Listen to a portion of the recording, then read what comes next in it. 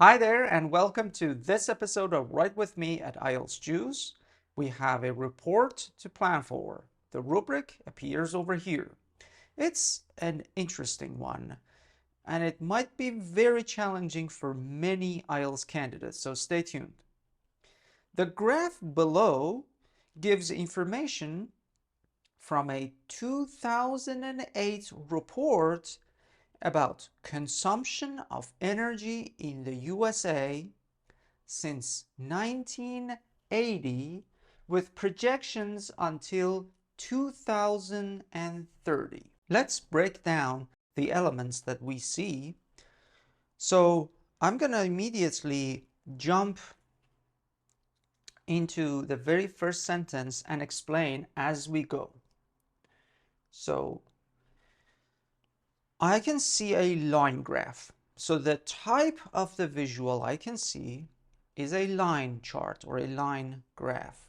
Then I am interested in the information that it gives me. So what does it show? Let's analyze the line chart together. On the vertical axis, I see quadrillion units. So those numbers, for example, 20 for natural gas means 20 quadrillion units. So units of what? Now that's the unit of US energy consumptions. That's a unit of energy consumption by fuel. So they consumed 20 units of energy, and the energy was produced burning natural gas. So 20 quadrillion units of energy was consumed, and the source of that energy, the fuel source of that particular energy, was natural gas. I can say the same thing. Petrol and oil was 35. I'm looking at the very first year, 1980. 35 quadrillion units of energy was consumed. I want to make sure we understand the vertical line. Now let's look at the horizontal line, or the x-axis. We have history. Of course, 1980 is in the past. But at some point we get into the projections. That means future. Now, this video, and when I am recording this for you, is in 2024.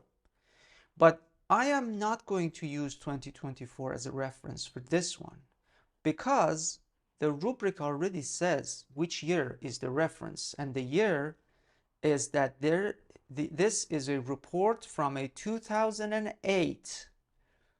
So 2008 is the year that we should consider as the present time. Any time from 2008 onwards is considered projection, is considered future. All right, now we have an understanding. It spans from 1980 all the way to 2030. That is 51 years that we're talking about, because 1980 and 2030 are both included. That makes it 51 years. But you can say, yeah, almost half a century. Nobody is going to dispute that. The third thing here is the focus. Which country, which area, geographical location are we focusing on? Of course, it's the US. So we're not talking about Europe. We're not talking about the world. It's not a global average. It wasn't like this. So it's only the US. The next thing is time. The other limiting factor, the other focal point. And the time here is challenging. That is the element I said that would make this particular report challenging for many candidates, because we're talking about time, and time means grammatical tenses. And that is one of the areas many candidates struggle, although it is very easy and with practice you can master, you may find some people who struggle. Okay, that is a very good segue for us to decide on the tense. Now, I can use past simple because we have elements in the past. I can use present simple because there will be some elements in the present. I definitely can enjoy present perfect. That is also something that happened in the past and continued until now. I can use this grammatical tense as well. And of course I can use future, and even to some extent I can use some future perfect tenses to show my range of grammar and the knowledge I have over different grammatical styles. And I'm just putting 5 over here. It can be more. Future tenses can be in a variety of forms. So we have quite a challenge. I cannot rule any of these out. I'm going to use them all. But the purpose here is to go for a solid approach, something that helps you identify. So what I'm going to do is to introduce a new section here. I am going to just put all these elements. I'm going to use the 4 most important ones here. I'm going to put future perfect next to future, right, like this, so together. Simply because using future perfect or future perfect continuous or those structures is rather not very common in the normal English conversations these days. But that doesn't mean they don't exist. And IELTS definitely acknowledges your attempts to write new structures. Now let's get to the planning. The reason for planning is that I am going to come up with overviews, and the overviews are going to shape my entire report. So one thing you always know, when I try to write one overview for the introduction, I usually come up with 2. I put one for the introduction and I put one for the final paragraph as the conclusion. What can you notice immediately after looking at the visual? Well, I can see petrol and oil has been, or I should technically and grammatically accurately speaking and say petrol and oil have been and will remain the dominant fuel source in the periods given, as it was in the past and it will remain in the future. So that is one overview. I can say that. Another very interesting point is that nuclear, solar, wind, and hydropower, they are all below 10 quadrillion units of energy consumption. They do not change much. You can say they contribute rather insignificantly, because it's not insignificant, it's a huge number still. 10.75 quadrillion units is a very high number, but relative to others, yes, it's not that significant. Another interesting overview is the game that coal and natural gas played. You can see that to get the second commonly used fuel source, coal and natural gas, competed for that position, and you can say some structures like natural gas started as the dominant one, but later coal took over a couple of times, and it is projected that coal energy consumption from coal will continue to rise in the future. That can be also an overview. but it's a little bit challenging, so I don't recommend using this for your overview. Another interesting point, which is something I would like you to follow, is to simplify. We have 2008 as a reference. This is an important year. I'm going to put this year as my reminder. This is a turning point. And based on that, I can introduce another body paragraph. And I can focus on before 2008 and after 2008. What is that advantage? This will help me to structure my head, my sentences, in a way that, all right, I know I'm going to be using past simple and present perfect structures here. So you focus on anything before 2008. You talk about the ups and downs and the percentages, numbers, everything. My suggestion is to go from top to bottom. Start from petrol and oil, then that would be the first position. Then the second position, we had fluctuation between coal and natural gas until 2008. And then nuclear, solar, wind, and hydro power. In the end, with pretty much, they started, that's why you say past simple. They started in 1980, relatively similar to each other. But from 1987 onwards, they started to diverge. And nuclear has been, grammar, has been dominant ever since. The other two sources, solar and wind combined with hydropower, they competed for the second position. With solar and wind, towards the end, they have become the second green source of energy. You focus on the grammar here, all the way up to 2008. From this point on, you continue from 2008 as your present structure, and then you start saying things in the future. So maybe future, simple, a variety, and some other grammatical structures.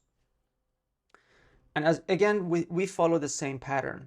We start by focusing on petrol and oil. So it is projected that petrol and oil will remain the dominant fuel source for US energy consumption. Coal finally beats natural gas and is bound to be secure the second place in the US energy consumption structure. All these sentences I'm saying, you can use numbers, like from this all the way it is projected to reach that. And finally, nuclear and the solar wind power, you can say by the end of 2030, they will have achieved no higher than 10 quadrillion units, specifically nuclear. You can say hydropower will remain the same after a slight decrease at the beginning of the year, because we're talking, look at the 2005, 2008, it is still declining till 2010, which is now in the future. From 2010 all the way to 2030, hydropower will remain constant. That can be another source for your structure. You will focus on saying what the situation is and how it is going to be in the future. That will help. Oh, I forgot to put a topic sentence. Remember that here you were talking about post 2008. Like before 2008, a topic sentence about that, and a topic sentence for post 2008. That's about it. You will have your overview again, one of the ones that I mentioned in the end, and that's it. This is the easy approach. Now, you can take a different approach, which is more difficult. And in that case, you can say, I'm going to focus on the theme. So I'm going to have one paragraph about fossil fuel and another paragraph about green energy. Nuclear is considered green energy, by the way. So this one will be nuclear, solar, wind, and hydropower. This one is going to be about petrol and oil, coal, and natural gas. And remember, this is difficult because you need a topic sentence that focuses on the fossil fuel sources. Okay. And then you need to manage sentences from the past all the way till now, and then what they will look like in the future. And then you start comparing them, because comparison will help you get a better score. This is very difficult unless you are pro, you are professional. So it will go very high. You can get a very high score, but it is difficult, super difficult to execute. Remember that at the same time, you need to make sure the grammar is correct. And at the same time, you need to make comparisons from like petrol and oil with coal and natural gas. To make all those comparisons make or seem logical here, because you definitely need to compare data, and you have to go through all of them plus numbers. There is a lot to talk about. You will end up with a big body paragraph just for 4 elements or 3 line charts, and the other 3 here, they do not have this much up and down. They're just basically constant. It's a for the majority of, for both of them, no, for 2 of them, nuclear, solar, wind, it's a relatively gradual increase. While for hydropower, it's not that gradual, minor fluctuations, and it pretty much remained constant. It started at below 5, like 4, and it ended, and it will end in around 4. So it's not much to talk about. So you will end up with a smaller body paragraph for hydropower, solar, wind, and nuclear. Well, your choice. Execution matters, and that is not easy. Because of that, my suggestion is go for different tenses.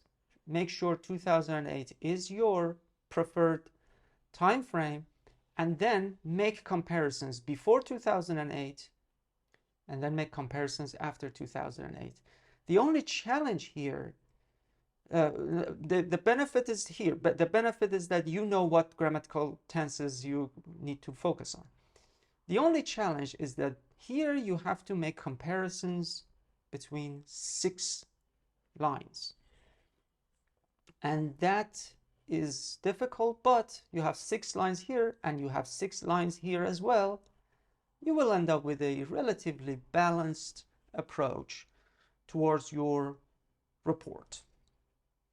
Anyway, if you wish to see a sample on this, click over here. If you wish to see other videos where we plan for reports, letters, essays, click over here, and don't forget, always eat healthy.